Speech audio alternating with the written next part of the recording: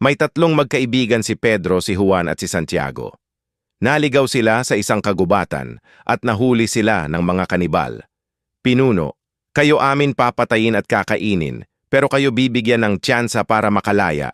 Kayo iikot at maghahanap ng prutas at magdadala ng 10 piraso nito at babalik sa akin. Naghanap ng prutas ang magkaibigan at naunang bumalik si Pedro sa pinuno ng mga kanibal na may dalang 10 mansanas. Pinuno, ngayon ikaw amin palalayain, pero ang gagawin namin ipapasok namin sa Podeboare Timo ang 10 prutas na dala mo. Dapat hindi ka magpapakita ng emosyon, tatawa o iiyak. Unang pasok pa lang ng unang mansanas sa PWT ni Pedro ay sumigaw na siya ng aray. Agad-agad siya ay pinatay.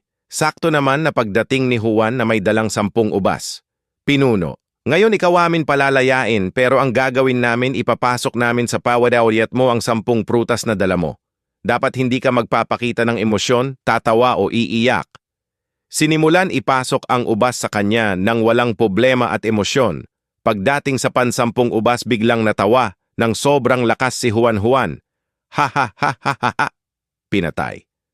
Nagkita si Pedro at Juan sa langit at tinanong ni Pedro si Juan, Pedro, pare isa na lang yung prutas na kailangan para makalaya ka, buisit ka, bakit ka natawa?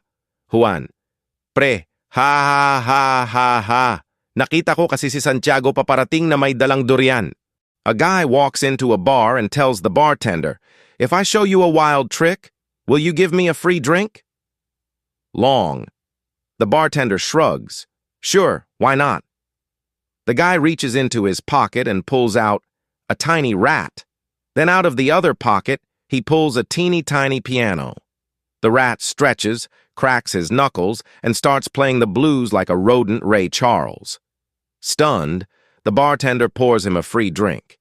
After finishing it, the guy says, now, if I show you an even better trick, do I drink free all night?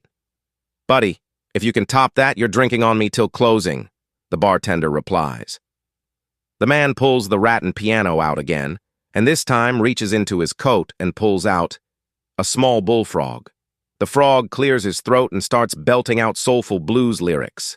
The rat's playing, the frog's singing. The bar is dead silent in awe. Suddenly, a man rushes up and says, I'll give you $10,000 for that frog. The guy says, nope, not for sale. $25,000? Nope. $50,000. Cash. Deal. The bartender's jaw drops. Are you crazy? That frog was a gold mine. Why'd you sell him? The man